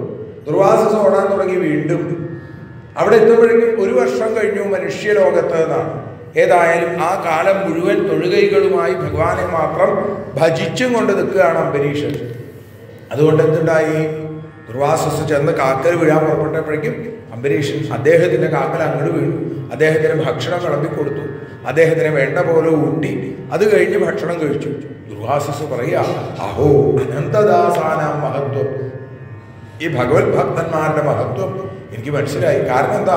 ഞാൻ അങ്ങോട്ട് ഉപദ്രവം ചെയ്തിട്ട് പോലും എന്നോട് തിരിച്ചൊന്നും ചെയ്തില്ല. ഇത് ഭഗവാന്റെ ഭക്തന്മാരുടെ പ്രത്യേകതകളാണ്. എന്നിട്ട് പറഞ്ഞു, അചന്ദ്രതാരം അങ്ങയുടെ ഈ പ്രശസ്തി, ഈ കീർത്തി എന്നെന്നും നിലനിൽക്കും എന്ന് പറഞ്ഞ് അനുഗ്രഹിച്ച് അവിടുന്ന് യാത്രയായി എന്ന് പറയുന്നു. ശിശുബ്രഹ്മർഷി പറയുകയാണ്, ഇത്യേതൻ പൂർണ്ണമാഖ്യാനം അംബരീഷസ്യ ഭൂപതേ സങ്കീർത്തയൻ അനുധ്യായൻ ഭക്തോ ഭഗവതോ ഭവിൽ. ഭക്തൻ ഭഗവാൻ തന്നെയായിട്ട് തീരും, ഭഗവാന്റെ ഭക്തനായിട്ട് തീരും എന്ന് ഫലശ്രുതി പറഞ്ഞുകൊണ്ട് ആ രംഗത്തെ അവിടെ ഉപസംഹരിച്ചു. അംബരീഷിന്റെ വംശത്തെ പറഞ്ഞതിന് ശേഷം മനുപുത്രനായ ഇക്ഷ്വാകുവിന്റെ വംശം പറയുകയാണ്. ഇക്ഷ്വാകുപുത്രനായ ശശാദൻ എന്ന ഒരാളാണ്. ആൾക്ക് എന്താ ഈ ശശാദൻ എന്ന് പേര് വന്നത്? അയാൾ ഒരിക്കൽ അഷ്ടകശ്രാദ്ധത്തിന് അച്ഛൻ പറഞ്ഞതനുസരിച്ച് അന്നൊക്കെ ശ്രാദ്ധം മുട്ടുമ്പോൾ മാംസം പാകം ചെയ്യണമെന്നാണ്. അപ്പം അതുകൊണ്ട് മൃഗങ്ങളെ കൊന്ന് ആ മാംസം കൊണ്ടുവന്ന് പാകം ചെയ്ത് ശ്രാദ്ധത്തിന് ഉപയോഗിക്കണം. ശശാദന് ഇയാളെയാണ് പറഞ്ഞു അയച്ചത്. ഇയാൾ തിരിച്ചു വരുന്ന സമയത്ത് ഇയാൾക്ക് വല്ലാതെ വിശന്നു. കുറേ മൃഗങ്ങളെ പിടികൂടിയിട്ടുണ്ട്. അതിലൊരു മുയലിനെ അദ്ദേഹം ചുട്ടു തിന്നു. ശശം എന്ന് വെച്ചാൽ മുയല്. ശശാങ്കൻ എന്ന് പേര് ആർക്കാം? ചന്ദ്രനാണ്. ചന്ദ്രനിൽ ഒരു മുയലിൻ്റെ ഒരു അടയാളം കാണുന്നതാണ്. അപ്പം ഏതായാലും ഇദ്ദേഹം മുയലിനെ തിന്നപ്പോൾ ഇവിടെ വന്നു കഴിഞ്ഞപ്പോൾ മനസ്സിലായി ഈ ശ്രാദ്ധത്തിന് ഇതൊന്നും ഉപയോഗിക്കാൻ പറ്റില്ല. അതിലൊരെണ്ണം ഇവിടെ തിന്നില്ലേ, അതുകൊണ്ട് അതൊക്കെ അശുദ്ധമായി. അപ്പോൾ ആ രാജഗുരു പറഞ്ഞു, ഇയാളെ ഇവിടെ വെച്ചോണ്ടിരിക്കാൻ പറ്റില്ല, പുറത്താക്കണം. അപ്പം എന്താ പുറത്താക്കിയതിന് കാരണം? മുയലിനെ എത്തുന്നത് കൊണ്ട്. അതുകൊണ്ട് ഇയാൾക്ക് പേര് ശശാദൻ എന്ന് പേര്. അപ്പം ഇങ്ങനെ ഓരോ മൃഗങ്ങളെ കൊല്ലുന്ന ആളുകൾക്ക്, തിന്നുന്ന ആളുകൾക്ക് ഓരോ പേരുകൾ വന്നു തുടങ്ങിക്കഴിഞ്ഞാൽ ഓരോരുത്തരുടെ പേരുകളൊക്കെ എന്തൊക്കെയാവും എന്ന് പറയാൻ പറ്റില്ല ഇവിടെ ഈ നാട്ടിൽ, അല്ലേ? ചില ആളുകൾക്കൊക്കെ പോത്തൻ എന്നൊക്കെ പേരുണ്ട്, ഇല്ലേ? കേട്ടിട്ടില്ലേ? അപ്പം ഇതൊക്കെ ഇതുകൊണ്ടാണെന്ന് ഇഷ്ടമില്ല. കാളൻ, പോത്തൻ എന്നൊക്കെ പേര് വരേണ്ടി വരും. ഏതായാലും ഇവിടെ ശശാദൻ ഭഗവാനെ ഭജിച്ച് ഭഗവാന്റെ പാദത്തിലേക്ക് എത്തി. ഇക്ഷ്വാകുവിൻ്റെ ആ വംശത്തിലുള്ള മറ്റൊരു മഹാരാജാവിൻ്റെ പേരാണ് മാന്ധാത എന്നുള്ളത്. ഈ ബാധാതാവ് ഉണ്ടായതും വളരെ രസകരമായിട്ടുള്ള ഒരു കഥയാണ്. യുവനാശ്വൻ എന്നൊരു രാജാവിൻ്റെ കഥ. യുവനാശ്വന് കുട്ടികളുണ്ടായിരുന്നില്ല. അങ്ങനെ അദ്ദേഹം തൻ്റെ ആ രാജപുരോഹിതന്മാരെയൊക്കെ വിളിച്ച്, മഹർഷിശ്രേഷ്ഠന്മാരെയൊക്കെ വിളിച്ച് അവരോട് പറഞ്ഞു, എനിക്കൊരു പുത്രഭാഗ്യം ഉണ്ടാവണമെന്നുണ്ട്, നമുക്കെല്ലാം ഒരു യജ്ഞം ചെയ്യാമെന്ന് പറഞ്ഞു അവർ. അങ്ങനെ യജ്ഞം ചെയ്യാനായിട്ട് പോയി. അവിടെ യജ്ഞത്തിനായിട്ട് ഇങ്ങനെ താമസിക്കുന്ന സമയത്ത് ഒരു ദിവസം രാത്രി യുവനാശ്വന് വല്ലാതെ ദാഹിച്ചു. അദ്ദേഹം രാത്രി വന്ന് ഒരു ചെറിയ വിളക്കൊക്കെ കൊളുത്തി അവിടെ ഉണ്ടായിരുന്ന പാത്രത്തിലുണ്ടായിരുന്ന വെള്ളം എടുത്ത് കുടിച്ചു. പിറ്റേ ദിവസം കാലത്ത് ഋത്തുക്കൾ വന്ന് ചോദിച്ചു, ആരാ അവിടുന്ന് വെള്ളം കുടിച്ചത്? അന്വേഷണമായി. അന്വേഷിച്ച് രാജാവിൻ്റെ അടുത്തെത്തി. രാജാവ് പറഞ്ഞു, ഇന്ന പാത്രത്തിലെ വെള്ളമാണെങ്കിൽ ഞാനാ കുടിച്ചത്. മഹർഷിമാർ പറഞ്ഞു, ഈശ്വര സങ്കല്പം ആർക്കാ തടുക്കാൻ സാധിക്കുക? അതെന്താന്നായി. അപ്പോൾ പറഞ്ഞു, ഇത് അങ്ങയുടെ പത്നിമാർക്ക് കൊടുക്കാൻ വേണ്ടി ജപിച്ചു വെച്ചിരുന്ന പുംസവന ജലം, അതിപ്പോൾ അങ്ങ് കഴിച്ചു. അപ്പം എന്താ ഉണ്ടാവുക? അങ്ങയുടെ പത്നിമാർക്ക് എന്തുണ്ടാവണമെന്നാണ് അങ്ങ് വിചാരിച്ചത്? അവർക്ക് കുട്ടികളുണ്ടാവണം, അവർ ഗർഭം ധരിക്കണം. അതിപ്പോൾ അങ്ങക്ക് ഉണ്ടാവും. അല്ല, ഞാൻ പുരുഷനല്ലേ, അത് പറഞ്ഞിട്ട് കാര്യമില്ല. ഈശ്വര സങ്കല്പം അതാണ്. ഗർഭിണി എന്നുള്ള പേര് മാത്രമേ ഇതിനു മുമ്പ് കേട്ടിട്ടുള്ളൂ. ഈ യുവരാശ്വന്റെ കാലത്ത് ഗർഭണൻ എന്നൊരു പദം വേണ്ടി വന്നോ എന്ന് സംശയം. ഇപ്പൊ കുറേശ്ശെ വയറൊക്കെ വലുതാവാൻ തുടങ്ങി, കാര്യങ്ങളൊക്കെ ആ നിലയ്ക്കാ പോണത്. വയറിങ്ങനെ വലുതായി വന്നു. 10 മാസം വന്നപ്പോ അവിടെയുള്ള ആ കൊട്ടാരത്തിലെ ചില ശ്രേഷ്ഠന്മാരായിട്ടുള്ള വൈദ്യന്മാര് ഈ രാജാവിന്റെ വയറിന്റെ വലതുഭാഗം കീറി കുട്ടിയെ പുറത്തെടുത്തു. അപ്പൊ ആദ്യത്തെ കീറ് നടന്നത്, ആദ്യത്തെ സിസേറിയൻ നടന്നത് സ്ത്രീകളിലല്ല എന്നാ ഭാഗവതം പറയുന്നത്. ഈ യുവനാശ്വന്റെ വയറാണ് കീറിയത്. ഈശ്വരകാരുണ്യം കൊണ്ട് തള്ളയ്ക്കും പിള്ളയ്ക്കുമല്ല, തന്തയ്ക്കും പിള്ളയ്ക്കും കേടൊന്നും സംഭവിച്ചില്ല. പക്ഷേ ഇപ്പൊ വേറൊരു അപകടം, കുട്ടിക്ക് കൊടുക്കാൻ പാലില്ല. ഇനിയിപ്പോ എന്താ ചെയ്യാ? കം ധാസ്യതി ചോദിക്കുക, ആരാ പാല് കൊടുക്കുക? ആരും പാല് കൊടുക്കാനില്ല, പാലില്ല. അപ്പോഴാണ് ദേവേന്ദ്രൻ, കുട്ടി ഇങ്ങനെ എന്താ പറയാ തൊണ്ട കീറി കരയ പാല് കുടിക്കാണ്ട്, പാവം. അപ്പൊ ദേവേന്ദ്രൻ പോട്ടെ. ദേവേന്ദ്രൻ പറഞ്ഞു മാം ധാസ്യതി, ഞാൻ കൊടുക്കാം. ദേവേന്ദ്രന് എങ്ങനെയാ കൊടുക്കാൻ പറ്റുന്നത്? ദേവേന്ദ്രൻ തൻ്റെ അമൃതസ്പർശമുള്ള വിരല് വായിൽ വെച്ച് കൊടുത്തു. അപ്പൊ കുട്ടി വലിച്ചു കുടിക്കാൻ തുടങ്ങി. അന്ന് പോലത്തെ ആൾക്കാരെ കുട്ടികൾ ഇങ്ങനെ വിരല് കുടിക്കാൻ തുടങ്ങിയത് ആരെങ്കിലും പഠിപ്പിച്ചു കൊടുത്തിട്ടാണോ? ചെറിയ കുട്ടികൾ ജനിച്ചു വീണ് കഴിഞ്ഞാൽ കുറച്ച് കഴിയുമ്പോഴേക്കും വിരല് വായിലേക്ക് വെക്കും, വളരെ കൃത്യമായിട്ട് കൊണ്ടുപോകും. അപ്പോ അങ്ങനെ മാന്ധാത എന്ന് ആ ദേവേന്ദ്രൻ പറഞ്ഞപ്പോ, ത്രസദസ്യു എന്നൊരു പേരൊക്കെ ഉണ്ട് അദ്ദേഹത്തിന്, ഈ കുട്ടിക്ക്. പക്ഷെ അതൊന്നും ആരും വിളിക്കുന്നില്ല. ഇപ്പൊ എന്തായി? ദേവേന്ദ്രൻ വിളിച്ചതുപോലെ മാന്ധാത എന്ന് എല്ലാവരും വിളിക്കാൻ തുടങ്ങി. ഇദ്ദേഹം മഹാകേമനായ ചക്രവർത്തിയായിരുന്നു എന്നാണ്. ദേവേന്ദ്രന്റെ അമൃതസ്പർശം കിട്ടിയതോടുകൂടി അദ്ദേഹം വളരെ ശ്രേഷ്ഠനായിട്ട് മാറി. ഈ ഭൂമിയുടെ അധിപതിയായി, ചക്രവർത്തിയായി അംബരീഷൻ, പുരുകുൽസൻ തുടങ്ങിയ, അതേപോലെ മുചുകുന്ദൻ എന്നിങ്ങനെ 3 പുത്രന്മാരും 50 പുത്രിമാരും ഇദ്ദേഹത്തിനുണ്ടായിരുന്നു. മുചുകുന്ദന്റെ കഥ നമ്മൾ കേൾക്കും. കാലേവനെ ഇല്ലാതെയാക്കുന്ന, തൻ്റെ നേത്രാഗ്നിയിൽ ഇല്ലാതെയാക്കുന്ന മുചുകുന്ദന്റെ കഥ നാളെ രുക്മിണീ സ്വയംവരത്തിന് മുമ്പായിട്ട് കേൾക്കാം. അപ്പൊ ഈ 50 കുട്ടികളോ അവരെ കൊട്ടാരത്തിൽ ഇങ്ങനെ കഴിയണം. ഈ സമയത്ത് സൗഭരി എന്നൊരു മഹർഷി കാളിന്തിയിൽ മുങ്ങിക്കിടന്ന് തപസ് ചെയ്യാം, എല്ലാം ഉപേക്ഷിച്ചിട്ട്. അങ്ങനെ അദ്ദേഹം തപസ് ചെയ്യുമ്പോൾ അദ്ദേഹം ചില മത്സ്യങ്ങളുടെ ദാമ്പത്യം കണ്ടപ്പോൾ അദ്ദേഹത്തിന് തോന്നി എനിക്കും ഒരു വിവാഹം കഴിക്കണം. എന്നാൽ ശരിയെന്ന് വിചാരിച്ച് അങ്ങോട്ട് കയറി പോന്നു. കാളിന്തിയിൽ നിന്ന് അടുത്ത് കണ്ട ആളോട് ചോദിച്ചു, ഇവിടെ പെൺകുട്ടികൾ എവിടെയുള്ളത്? ഒരു കുട്ടിയെ വിവാഹം കഴിക്കണമെന്നുണ്ട്. കണ്ടു കഴിഞ്ഞാൽ തന്നെ അറപ്പും വെറുപ്പും ഉണ്ടാവും. കുറേ കാലം വെള്ളത്തിൽ ഇങ്ങനെ കിടന്ന് ചേർത്ത്, അതേപോലെ പായലും പൂപ്പലൊക്കെ പിടിച്ചിട്ടുണ്ട്. ജലജന്തുക്കളൊക്കെ അങ്ങോട്ടും ഇങ്ങോട്ടും ഓടിക്കളിക്കുന്നുണ്ട്. ഇങ്ങനെ ഒരാൾ വന്നിട്ട് ചോദിച്ചപ്പോൾ പറഞ്ഞു, നേരെ രാജാവിൻ്റെ അടുത്തേക്ക് പൊക്കോളൂ. രാജാവിൻ്റെ അവിടെ 50 കുട്ടികളുണ്ട്. രാജാവ് ഈ മാന്ധാത ഈ സൗഭരിയെ സ്വീകരിച്ചു. കേമനായിട്ടുള്ള ഒരു സന്യാസിയാണെന്ന് മനസ്സിലായി. വന്ന ആഗമന ഉദ്ദേശം എന്താണെന്ന് ചോദിച്ചപ്പോൾ പറഞ്ഞു, എനിക്ക് വിവാഹം കഴിക്കണം, അങ്ങയുടെ ഒരു മകളെ എനിക്ക് വിവാഹം കഴിക്കും. രാജാവ് എന്ത് സൂത്രം പറഞ്ഞു? ഞാൻ ഈ പെൺകുട്ടികളുടെ മക്കളുടെ കാര്യത്തിലൊന്നും ഞാൻ ഇടപെടാറില്ല. അവർക്ക് സ്വയം തീരുമാനം എടുക്കാനുള്ള അവകാശം കൊടുത്തേക്കാണ്.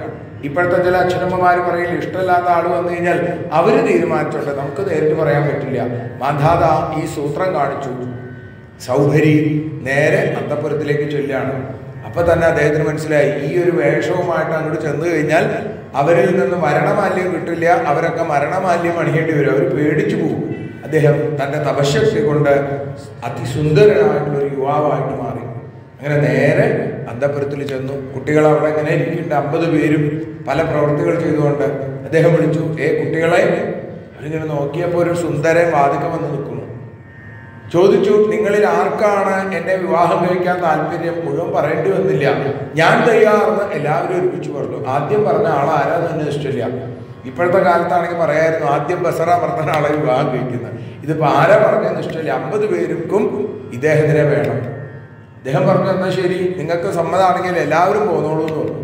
ഒരു വിവാഹം വേണമെന്ന് വിചാരിച്ചു എന്നാള് 50 പെൺകുട്ടികളെ വിവാഹം കഴിച്ചു. ഇതേവരെ വിവാഹമേ വേണ്ടാന്ന് വിചാരിച്ച ആളാണ്. തേക്കാത്ത എണ്ണ ധാര എന്ന് പറഞ്ഞതുപോലെയായി ഇദ്ദേഹത്തിൻ്റെ അവസ്ഥ.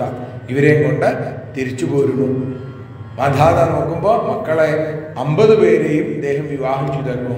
അങ്ങനെ ആ സൗഭരിയുടെ ഗാർഹസ്ഥ്യ ജീവിതം വളരെ ശ്രേഷ്ഠമായിരുന്നു എന്നാണ് ഭാഗവതം പറയുന്നത്.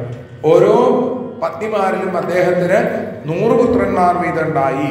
അവസാനം അദ്ദേഹത്തിന് തോന്നി, ഇങ്ങനെ ജീവിക്കുന്നതിൽ ഒരർത്ഥവുമില്ല. അതുകൊണ്ട് ഇവിടുന്ന് പോവുക. എന്താ വേണ്ടത്? ഭഗവാനെ ഭജിക്കുക. ഭാര്യമാരോട് ചോദിച്ചു, നിങ്ങൾ വരുന്നുണ്ടോ? ഞാൻ ഭഗവാനെ ഭജിക്കാൻ പോവുകയാണ്, എനിക്ക് ഈ ജീവിതം ഇഷ്ടമല്ലാണ്ട് കഴിഞ്ഞു. അവർ പറഞ്ഞു, ഞങ്ങളും വരുന്നുണ്ട്. അങ്ങ് എവിടെയാണെന്ന് വെച്ചാൽ ഞങ്ങളും അവിടേക്ക് വരികയാണ്, എന്നാൽ കാട്ടിലേക്ക് പോകാമെന്ന് പറഞ്ഞ് അവിടെ ചെന്ന് ഭഗവാന്റെ പാദങ്ങളിലേക്ക് എത്തിച്ചേർന്നു. ഓരോ കഥയുടെ അവസാനത്തിൽ നമുക്ക് നവമസ്കന്ധത്തിൽ പ്രത്യേകിച്ച് കാണാൻ സാധിക്കും. അവരൊക്കെ ഈ സുഖസൗകര്യങ്ങളൊക്കെ ഉപേക്ഷിച്ച് ഭഗവാനിലേക്ക് എത്തിച്ചേർന്നു എന്നുള്ള ഒരു തത്വം. അത് കഴിഞ്ഞിട്ട് പിന്നീട് പറഞ്ഞു പുരുകുൽസന്റെ വംശം. പിന്നീട് പറയുകയാണ്, ഈ വംശത്തിൽ തൃശങ്കു ജനിച്ചു. വസിഷ്ഠൻ അദ്ദേഹത്തെ ചണ്ടാളനാക്കിയതും വിശ്വാമിത്രൻ അദ്ദേഹത്തെ സ്വർഗത്തിലേക്ക് പറഞ്ഞയച്ചതും ദേവേന്ദ്രൻ അവിടെ കേട്ടാണ്ട് ഇങ്ങോട്ട് തന്നെ തിരിച്ചയച്ചതും ഭൂമിക്കും സ്വർഗത്തിനും ഇടയിൽ പുതിയൊരു സ്വർഗം നിർമ്മിച്ച് തൃശങ്കുവിനെ അവിടെ താമസിപ്പിച്ചു. അതെന്തായി? തൃശങ്കു സ്വർഗം. നമ്മളും ചിലപ്പോൾ ഞാൻ തൃശങ്കു സ്വർഗത്തിലായി എന്നൊക്കെ പറയും. അങ്ങനെ ആ തൃശങ്കുവിൻ്റെ കഥ, അതേപോലെ തന്നെ അദ്ദേഹത്തിൻ്റെ പുത്രനായ ഹരിശ്ചന്ദ്രൻ്റെ കഥ, അദ്ദേഹത്തിൻ്റെ സത്യനിഷ്ഠയെ പരീക്ഷിക്കാൻ അവിടെ വിശ്വാമിത്രൻ പലതും ചെയ്തു നോക്കിയെന്നാണ്. അവസാനം സന്തുഷ്ടനായി ജ്ഞാനം ഉപദേശിച്ചു. ആത്മജ്ഞാനം കൊണ്ട് ഹൃദയഗ്രന്ഥി തകർന്ന് അദ്ദേഹം ഭഗവാന്റെ ലോകത്തിലേക്ക് എത്തി. അദ്ദേഹത്തിൻ്റെ പുത്രനാണ് രോഹിതൻ എന്നും അവിടെ സൂചിപ്പിച്ചു. പിന്നെ രോഹിതന്റെ വംശത്തെക്കുറിച്ച് പറഞ്ഞു. അതിലാണ് സഗര മഹാരാജാവ്. സഗരം, ഗരം എന്ന് പറഞ്ഞാൽ വിഷം, വിഷത്തോടു കൂടി പിറന്നു എന്നാണ്. അവിടെ എന്താ കാരണം? അദ്ദേഹത്തിന്റെ പിതാവ് യുദ്ധത്തിൽ തോറ്റ് കാട്ടിലിരിക്കുന്ന സമയത്താണ് ആ അമ്മ സഗരനെ ഗർഭം ധരിച്ചത്. അപ്പൊ സപത്നിയുണ്ട്. സപത്നി എന്ത് ചെയ്തു? ഈ തൻ്റെ ഭർത്താവിന് മറ്റൊരു ഭാര്യ ഗർഭം ധരിച്ചപ്പോൾ അസൂയ വന്നു. അവളെ കൊല്ലണമെന്ന് വിചാരിച്ച് വിഷം കൊടുത്തു. ഔർവൻ എന്നൊരു മഹർഷിയുടെ അനുഗ്രഹം കൊണ്ട് മരിച്ചില്ല, വിഷത്തോടുകൂടി ആ കുഞ്ഞ് പുറത്തേക്ക് വന്നു. അതുകൊണ്ട് സഗരൻ എന്ന് പേര് അദ്ദേഹത്തിന്. ഇങ്ങനെയൊക്കെയാണ് പണ്ടുള്ള പേരുകളൊക്കെ. അർത്ഥം ഉണ്ടാവും എന്തെങ്കിലും കാര്യത്തിൽ. ഇവിടെ അതിനുശേഷം അദ്ദേഹത്തിന് 2 പത്നിമാരുണ്ടായി എന്നാണ് ഈ സഗരന്. സഗരൻ ചക്രവർത്തിയായിരുന്നു. ആ ഒരു പത്നിയുടെ പേര് കേശിനി, മറ്റൊരു പത്നിയുടെ പേര് സുമതി. അങ്ങനെ അദ്ദേഹം അശ്വമേധയജ്ഞം കൊണ്ട് ഭഗവാനെ ഭജിച്ചു. ഇന്ദ്രൻ ആ കുതിരയെ അപഹരിച്ചു. കപിലമൂർത്തിയായ ആ ഭഗവാന്റെ സന്നിധിയിൽ ഈ കുതിരയെ കെട്ടി ഇന്ദ്രൻ അവിടുന്ന് പോയി. സുമതിയുടെ പുത്രന്മാര് 60,000 വരുന്ന പുത്രന്മാര് കുതിരയെ അന്വേഷിച്ച് ചെന്നപ്പോ വടക്ക് കിഴക്ക് ദിക്കിൽ കപില മഹർഷി തപസ് ചെയ്യണു. അടുത്ത് കുതിരയെ കണ്ടു. കുതിരയെ കപിലനാണ് മോഷ്ടിച്ചത് എന്ന് ഒരു തോന്നൽ അവർക്കുണ്ടായി. അത്രേ വേണ്ടി വന്നുള്ളൂ. കപിലൻ കണ്ണു തുറന്നു. ഇവരൊക്കെ തന്നെ ഭസ്മമായി ഭൂമിയിൽ വീഴുകയും ചെയ്തു. പിന്നെ കേശിനിയുടെ പുത്രനായിരിക്കുന്ന അസമഞ്ജസൻ, അദ്ദേഹത്തിന്റെ പുത്രനാണ് അംശുമാൻ. അസമഞ്ജസന് രാജ്യഭാരത്തിലും താല്പര്യം ഉണ്ടായിരുന്നില്ല. അതുകൊണ്ട് അച്ഛൻ എങ്ങനെയെങ്കിലും എന്നെ രാജ്യത്ത് നിന്ന് പുറത്താക്കണം എന്ന് വിചാരിച്ചു അദ്ദേഹം ആ സരയൂ നദിയുടെ തീരത്ത് കളിച്ചുകൊണ്ടിരിക്കുന്ന കുട്ടികളെ പുഴയിലേക്ക് വലിച്ചെറിയാൻ തുടങ്ങി. കാരണം എന്താ? അദ്ദേഹത്തിന് യോഗവിദ്യകളിലൊക്കെയാണ് താല്പര്യം. കഴിഞ്ഞ ജന്മത്തിൽ പൂർത്തിയാക്കാത്ത കുറേ യോഗചര്യകളൊക്കെ പൂർത്തിയാക്കണമെന്ന് അദ്ദേഹത്തിന് മോഹം. ഇങ്ങനെ ഭരിച്ചിരിക്കാനൊന്നും താല്പര്യമില്ല. അപ്പൊ കുട്ടികളെ ഇങ്ങനെ ആ പുഴയിലേക്ക് എറിഞ്ഞ് കൊന്നപ്പോ പ്രജകൾ രാജാവിൻ്റെ അടുത്ത് പോയി പറഞ്ഞു.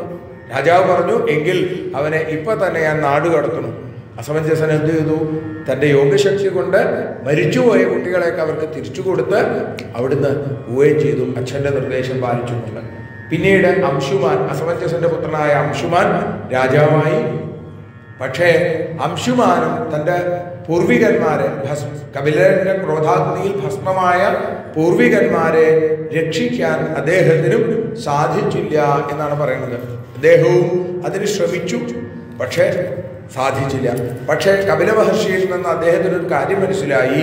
ഗംഗാനദി ഇവരുടെ മുകളിൽ കൂടി ഒഴുകിക്കഴിഞ്ഞാൽ ഇവർക്ക് മോക്ഷം കിട്ടും എന്ന് മനസ്സിലാവുകയും ആ നഷ്ടപ്പെട്ട കുതിരയെ തിരിച്ചു കൊണ്ടുവരികയും ചെയ്തു. സഗരൻ അവസാനം അംശുമാനെ രാജ്യഭാരം ഏൽപ്പിച്ച് ഭഗവാന്റെ പാദത്തിലേക്ക് എത്തി. അതിനുശേഷം അംശുമാന്റെ പുത്രൻ ദിലീപൻ, അദ്ദേഹവും കുറെ നോക്കി, സാധിച്ചില്ല. ദിലീപന്റെ പുത്രനാണ് ഭഗീരഥൻ. നമ്മൾ കേട്ടിട്ടുണ്ടാവും. അതുകൊണ്ടാണ് ഗംഗയ്ക്ക് ഭാഗീരഥി എന്നൊക്കെ പേര്. മഹാദേവനെയും ബ്രഹ്മാവിനെയും ഗംഗാദേവിയെയും ഒക്കെ തപസ് ചെയ്ത് വളരെ കാലത്തെ ദൃഢനിശ്ചയം കൊണ്ട് ഗംഗാദേവിയെ ഭൂമിയിലേക്ക് കൊണ്ടുവന്ന മഹാരഥനാണ് ഭഗീരഥൻ. ഭഗീരഥൻ കൊണ്ടുവന്നു എന്നുള്ളത് കൊണ്ട് ഭാഗീരഥി എന്ന പേര്. ജന്നു മഹർഷിയുടെ ആശ്രമം അത് വെള്ളത്തിൽ ആ മുക്കാനായിട്ട് തീർച്ചപ്പെടുത്തിയപ്പോൾ ജന്നു ഈ ഗംഗയെ സേവിച്ചപ്പോൾ പിന്നീട് ഭഗീരഥന്റെ ആവശ്യപ്രകാരം ചെവിയിലൂടെ തിരിച്ചുവിട്ടപ്പോൾ ഗംഗയ്ക്ക് ജാഹ്നവി എന്ന് ഒരു പേര്. അങ്ങനെ ഗംഗയുടെ ധന്യതയാർന്ന ഭഗവാന്റെ പാദതീർത്ഥമായിരിക്കുന്ന ആ ഗംഗാനദി ഭൂമിയിലേക്ക് എത്തിയത് അങ്ങനെയാണ് എന്ന് പറയുന്നു. ഈ വംശത്തിലാണ് ഖട്വാങ്കൻ എന്ന മഹാരാജാവിന്റെ കഥ. ഖട്വാങ്കന്റെ വംശം, ആ വംശത്തിൽ ദശരഥനുണ്ടായി. ദശരഥന്റെ പുത്രന്മാരായി രാമലക്ഷ്മണ ഭരത ശത്രുഘ്ന ഇതി സംജ്ഞയ. ഭഗവാൻ 4 നാമങ്ങളോടുകൂടി അവതരിച്ചു. സജ്ജനങ്ങൾ പറയുന്നു, ഭഗവാന്റെ വിഷ്ണുവിന്റെ അവതാരമാണ് രാമൻ, അനന്തമൂർത്തിയുടെ അവതാരമാണ് ലക്ഷ്മണൻ, ഭരതശത്രുഘ്നന്മാര് സുദർശനവും പാഞ്ചജന്യവുമാണ് എന്ന് പറയുന്നു. ഏതായാലും രാമന്റെ കഥ, രാമന്റെ അയനം, രാമായണം, ആദികവിയായ വാൽമീകിയുടെ ഏറ്റവും ഉദാത്തമായ മര്യാദാപുരുഷോത്തമനായിരിക്കുന്ന രാമന്റെ കഥ അവിടെ വളരെ ചുരുക്കി ഇങ്ങനെ പറഞ്ഞു. വിശ്വാമിത്ര മഹർഷിയുടെ യജ്ഞത്തെ രക്ഷിക്കാൻ ലക്ഷ്മണനോടുകൂടി രാക്ഷസന്മാരെ നിഗ്രഹിച്ചു. സീതാസ്വയംവരത്തിന് കൊണ്ടുവന്ന ത്രയംബകം എന്ന ശൈവചാപത്തെ കുലച്ച് മത്തഗജം കരിമ്പിനെ ഒടിക്കുന്നത് പോലെ അതിനെ ഭഞ്ജിച്ചു. ശ്രീഭഗവതിയുടെ അവതാരമായ ജാനകിയെ സ്വീകരിച്ചു. തൻ്റെ സഹോദരന്മാര് ഭരതൻ, ലക്ഷ്മണൻ, ശത്രുഘ്നൻ എന്നിവര് മാണ്ഡവി, ഊർമിള, ശ്രുതകീർത്തി എന്നീ സീതാ സഹോദരിമാരെ വിവാഹം ചെയ്തു. തിരിച്ചു വരുമ്പോൾ പരശുരാമനെ കാണുന്നു. പരശുരാമനിൽ നിന്ന് ആ തേജസ്സിനെ സ്വീകരിച്ചു. അച്ഛൻ്റെ കൽപ്പനയെ അല്ലെങ്കിൽ അച്ഛൻ്റെ വാക്ക് സത്യമാക്കാൻ വേണ്ടി അവിടുന്ന് കാനനത്തിലേക്ക് പോയ രംഗം. ദേവിയെ പിടിക്കാൻ വന്ന കാമാതുരയായ ശൂർപ്പണഖയെ വിരൂപയാക്കി ഖരാദികളാകുന്ന അനേകം രാക്ഷസന്മാരെ നിഗ്രഹിച്ച് സീതാദേവിയെ പറ്റി കേട്ട് കാമമോഹിതനായി തീർന്ന രാവണൻ വേഷം മാറി വന്ന് സീതാദേവിയെ അപഹരിക്കുകയും മാരീചന്റെ ആ പൊന്മാൻ വേഷത്തിന് സ്വർണ്ണ നിറത്തിലുള്ള മാനിന്റെ പിന്നാലെ ഭഗവാൻ കേവലം മനുഷ്യനാട്യം അഭിനയിച്ചും കൊണ്ട് പോയതും തിരിച്ചു വന്നപ്പോഴേക്കും സീതയെ കൊണ്ടുപോലും രാവണവധം എന്നുള്ള തൻ്റെ കർമ്മത്തിന് ഭഗവാൻ സങ്കല്പം ചെയ്തു എന്നാണ്. യഥാർത്ഥ സീതയെ, മായാസീതയാണ് രാവണൻ കൊണ്ടുപോയത് എന്നാണ് പറയുക. യഥാർത്ഥ സീതയെ അഗ്നിയിൽ ഒളിപ്പിച്ചു, മായാസീതയെ രാവണൻ കൊണ്ടുപോയി എന്നാണ്. അപ്പോ ആത്മാരാമനായ ഭഗവാൻ സ്ത്രീകളിൽ സംഘമുണ്ടാകുന്നവരുടെ ഗതി ലോകത്തിന് കാണിച്ചു കൊടുക്കാൻ വേണ്ടി കണ്ണീരൊലിപ്പിച്ചുകൊണ്ട് കാട്ടിലൂടെ നടക്കുന്നു. സുഗ്രീവനുമായി സഖ്യം ചെയ്യുന്നു. ഹനുമാനെ തൻ്റെ ശിഷ്യനാക്കി, തൻ്റെ ഭക്തനാക്കുന്നു. ആ ഹനുമാൻ വഴി ദേവിയുടെ സ്ഥിതി അറിയണു. ഹനുമാനെ നോക്കൂ, രാമചിന്തനം ഒന്നുകൊണ്ട് മാത്രം സേതു ബന്ധനം നടത്താൻ സാധിച്ചു, സേതുവിന് അപ്പുറം കടക്കാൻ സാധിച്ചു. രാമന് ചിറകെട്ടേണ്ടി വന്നു. ഹനുമാൻ അതുപോലും വേണ്ടിയിരുന്നില്ല. രാമ എന്ന ആ 2 അക്ഷരം സദാ തൻ്റെ ചുണ്ടിലും തൻ്റെ ഹൃദയത്തിലും ചേർത്ത് വെച്ചിട്ടുള്ള ഉത്തമനായിട്ടുള്ള ഭക്തൻ. ശൈവ വൈഷ്ണവ സംഗമമാണ് രാമശബ്ദം എന്ന് പറയാറുണ്ട്.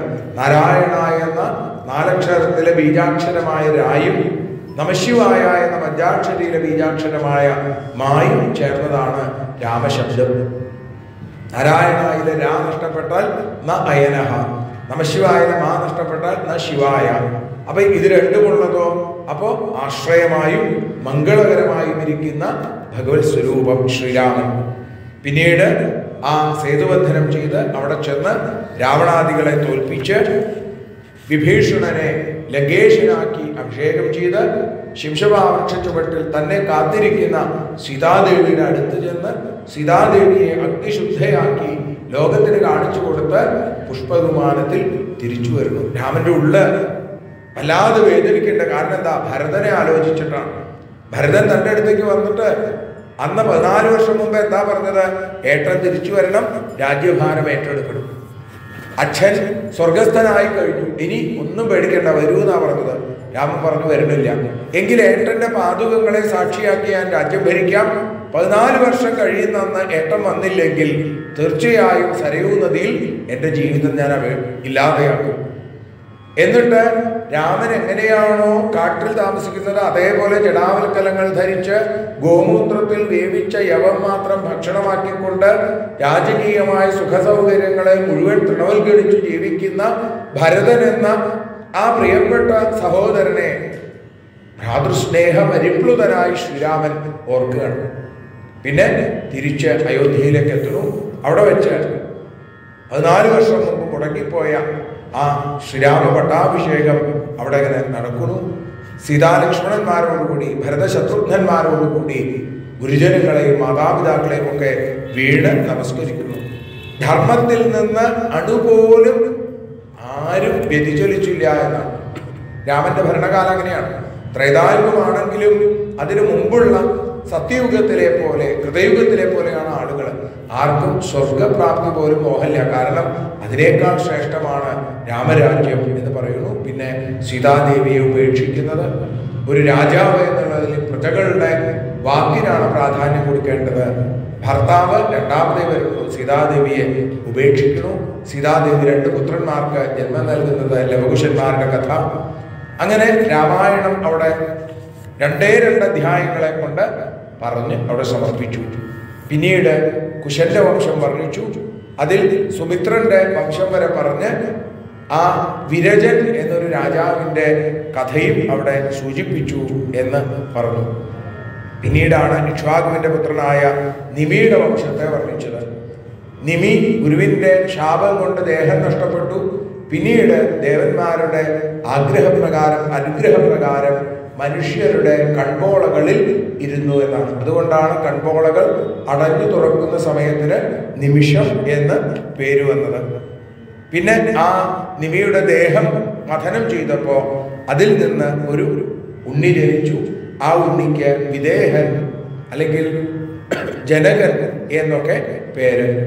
ഈ വംശത്തിലാണ്, ഈ പരിശുദ്ധ വംശത്തിലാണ് സീതയുടെ പിതാവായ ജനക മഹാരാജാവ്. ആ സീതയുടെ പിതാവായ ജനക മഹാരാജാവിന്റെ പേരെന്താ? സീരധ്വജൻ എന്നാണ്. ജനകൻ എന്ന് നമ്മൾ പറയും. അതുകൊണ്ടാണ് ജാനകി എന്ന് സീതാദേവിക്ക് പേര് വന്നത്.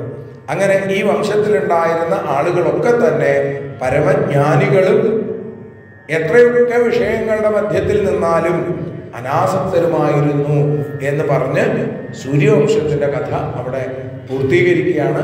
ഇനി ചന്ദ്രവംശത്തിലെ രാജാക്കന്മാരുടെ കഥകളാണ് നമുക്ക് കേൾക്കാനുള്ളത്. അതിലാദ്യം പറയുന്ന കഥ ചന്ദ്രന്റെ തന്നെ കഥയാണ്. ചന്ദ്രനും ആ ദേവഗുരുവായിരുന്ന ബൃഹസ്പതിയുടെ പത്നി താരയും തമ്മിലുള്ള ബന്ധത്തിന്റെ കഥ. ചന്ദ്രൻ രാജസൂയയാഗം നടത്തി കേമനായപ്പോ ഗുരുവിന്റെ പത്നിയെ അപഹരിച്ചു കൊണ്ടുപോയി. ഗുരുനാഥൻ ചോദിച്ചു, കൊടുത്തില്ല. അവസാനം ഇത് വലിയൊരു യുദ്ധത്തിലേക്ക് പോവുകയാണെന്ന് മനസ്സിലായി. ചന്ദ്രന്റെ പക്ഷത്ത് അസുരന്മാര്, ദേവന്മാരൊക്കെ ബൃഹസ്പതിയുടെ പക്ഷത്ത്. അവസാനം ബ്രഹ്മാവ് ഇടപെട്ടു. ചന്ദ്രനോട് പറഞ്ഞു, അന്യന്റെ ഭാര്യയെ അപഹരിക്കരുത്, തിരിച്ചു കൊടുക്കണം. ശരിയെന്ന് പറഞ്ഞ് താരയെ തിരിച്ചു കൊടുത്തു. അപ്പോഴാണ് താര ഗർഭിണിയാണ് എന്ന പ്രശ്നം. ഇനിയിപ്പോൾ ഇതിന്ന് രക്ഷപ്പെടാൻ എന്താ വഴി? അപ്പൊ പറഞ്ഞു താരയോട്, ആ ബൃഹസ്പതി പറഞ്ഞു, ഈ ഗർഭം അലസിപ്പിക്കണം. താര പറഞ്ഞു പറ്റില്ല. വീണ്ടും പ്രശ്നമായി. അവസാനം ആ താര പ്രസവിച്ചു. അതിസുന്ദരനായ അതിബുദ്ധിമാനായ ഒരു ഉണ്ണി.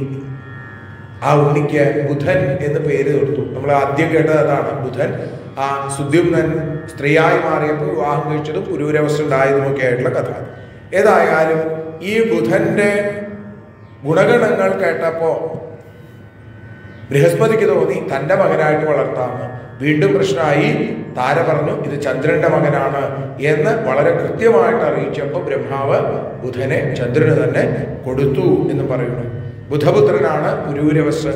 അദ്ദേഹത്തിൻ്റെ സൗന്ദര്യവും അദ്ദേഹത്തിൻ്റെ ശക്തിയും ഒക്കെ അറിഞ്ഞ് ഉർവശി അദ്ദേഹത്തിൽ അനുരക്തയായി തീർന്നു എന്നാണ്. മിത്രാവരുണന്മാരുടെ ശാപം കൊണ്ട് 59 വർഷക്കാലം ഭൂമിയിൽ ജീവിക്കണം എന്ന ആ ഉർവശിയുടെ ആ ഒരു ശാപം, അത് ഉർവശി പുരൂരവസിന്റെ കൂടെ കഴിയാൻ തീർച്ചപ്പെടുത്തി. പുരൂരവസിനോ ഉർവശിയെ കുറിച്ച് കേട്ടിട്ട് എത്രയാണ് സ്നേഹം എന്ന് പറഞ്ഞാൽ തീരില്ല. ഉർവശി പറഞ്ഞു, ഞാൻ അങ്ങയെ വിവാഹം ചെയ്യാം, പക്ഷേ ചില നിബന്ധനകളോടുകൂടി. എന്തൊക്കെയാ നിബന്ധന എന്ന് ചോദിച്ചപ്പോൾ പറഞ്ഞു, ഒന്ന്, ഞാൻ ഈ മനുഷ്യരുടെ ഭക്ഷണമൊന്നും കഴിക്കില്ല. പിന്നെ എന്താ കഴിക്കുള്ളൂ? നെയ്യ് മാത്രം. ഘൃതം മാത്രം കഴിക്കുള്ളൂ ഞാൻ. സമ്മതാണോ? സമ്മതാണ്. പിന്നെ എൻ്റെ ഈ 2 ആട്ടുംകുട്ടികളെ എപ്പോഴും അങ്ങ് സംരക്ഷിച്ചോളണം. അന്നൊക്കെ ആട്ടുകുട്ടികളായിരുന്നു ഫാഷൻ. ഇന്നൊക്കെ പട്ടിക്കുട്ടികളും പൂച്ചക്കുട്ടികളാണ് കൊണ്ട് നടക്കുന്നത്. ഇതിൻ്റെ കാര്യം നോക്കാന്നുണ്ടെങ്കിലേ കല്യാണം കഴിക്കും. ഇപ്പോഴത്തെ കാലത്ത് ചില കുട്ടികൾ അങ്ങനെയൊക്കെ പറയും, എനിക്ക് പട്ടിയെ വിട്ടിട്ടൊരു ജീവിതമില്ല, അല്ലെങ്കിൽ പൂച്ചയെ വിട്ടിട്ടൊരു ജീവിതമില്ല. അതിനെ കൊണ്ടുപോകാന്നുണ്ടെങ്കിൽ അത് സമ്മതം. പട്ടിയെ കൊണ്ടുപോകാനും പൂച്ചയെ കൊണ്ടുപോകാനൊക്കെ പ്രത്യേകം കൂടെ വിമാനത്തിൽ കൊണ്ടുപോകണു, എവിടെ വേണമെങ്കിൽ കൊണ്ടുപോകാൻ പാകത്തിനുള്ള ഏർപ്പാടുകളൊക്കെ ഉണ്ട്. ഈ 2 ആട്ടുകുട്ടികളെ രക്ഷിക്കണം. ശരി, സമ്മതിച്ചു. പിന്നെ ഒന്നുകൂടിയുണ്ട്, അങ്ങയെ കിടപ്പുമുറിയിലല്ലാതെ നഗ്നനായിട്ട് കാണരുത്. 3 കാര്യങ്ങൾ സമ്മതിച്ചു. 59 കൊല്ലം വളരെ പെട്ടെന്ന് തീർന്നുപോയി എന്നാണ്. അപ്പോഴാണ് ഉർവശിയെ തിരക്കി ഗന്ധർവന്മാർ വന്നു. ദേവേന്ദ്രൻ വിളിക്കുന്നുണ്ട് ചെല്ലാനേ, 59 കൊല്ലം കഴിഞ്ഞില്ലേ, ഇപ്പൊ പോവാൻ എന്താ വഴി? അപ്പൊ ഒരു സൂത്രം ചെയ്തു. രാത്രി സമയത്ത് ഈ ആട്ടുംകുട്ടികളെ ഗന്ധർവന്മാർ പിടിച്ചുകൊണ്ടുപോയി. അത് കരയണ ശബ്ദം കേട്ടപ്പോൾ പുരൂരവസ്ഥ വാളെടുത്തും കൊണ്ട് ഇറങ്ങി പുറപ്പെട്ടു. ഗന്ധർവന്മാരെ തോൽപ്പിച്ച് ആട്ടുംകുട്ടിയെ തിരിച്ചു കൊണ്ടുവരുന്ന സമയത്ത് ഗന്ധർവന്മാര് ആകാശത്തിൽ ഇടിമിന്നലുണ്ടാക്കി.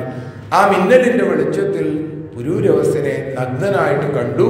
ഉർവശി ഉപേക്ഷിച്ച് അവിടുന്ന് പോവുകയും ചെയ്തു. ഉർവശി എന്ന് പറഞ്ഞ് കരഞ്ഞ് നടന്നു പുരൂരവസ്ഥ കുറേ കാലം. ഇപ്പോഴല്ലേ നമ്മൾ കേൾക്കുന്നത് ഉർവശി ഉർവശി എന്ന് പറഞ്ഞ പാട്ടൊക്കെ പുരൂരവസ്ഥ ആദ്യം പാടിയ പാട്ടാണ്. ഉർവശി ഉർവശി എന്ന് പറഞ്ഞിങ്ങനെ പാടി നടന്നു. എത്രയോ കാലം വിരഹം സഹിക്കവയ്യാതെ പ്രേമഗായകൻ അങ്ങനെ നടന്ന് അദ്ദേഹം അന്വേഷിച്ച് കുരുക്ഷേത്രത്തിൽ വെച്ച് ഉർവശിയെ കണ്ടു. ഉർവശിയുടെ കൂടെ പോകണമെന്ന് പറഞ്ഞപ്പോൾ ഉർവശി പറഞ്ഞു, ഒന്നുമില്ല, ഞാനൊരു കാര്യം ചെയ്യാം, എല്ലാ കൊല്ലവും ഒരു ദിവസം അങ്ങയുടെ അടുത്തേക്ക് വരാം. അങ്ങനെ സമ്മതിച്ചു. അങ്ങനെ ആ ഉർവശിയിൽ അദ്ദേഹത്തിന് പുത്രന്മാരുണ്ടായി എന്നും അവിടെ സൂചിപ്പിച്ചു. ഈ വംശത്തിലാണ് ഗാന്ധി പിറന്നത് എന്ന് പറയുന്നു. അദ്ദേഹത്തിന്റെ പുത്രിയാണ് സത്യവതി. സത്യവതിയെ ഋചീകൻ വിവാഹം ചെയ്തു.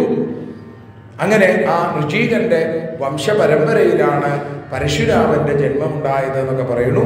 ആ രംഗങ്ങളൊക്കെ നമുക്ക് ഇപ്പം നിർത്തി 15 മിനിറ്റിന് ശേഷം ആ രംഗങ്ങളൊക്കെ അനുസ്മരിക്കാം.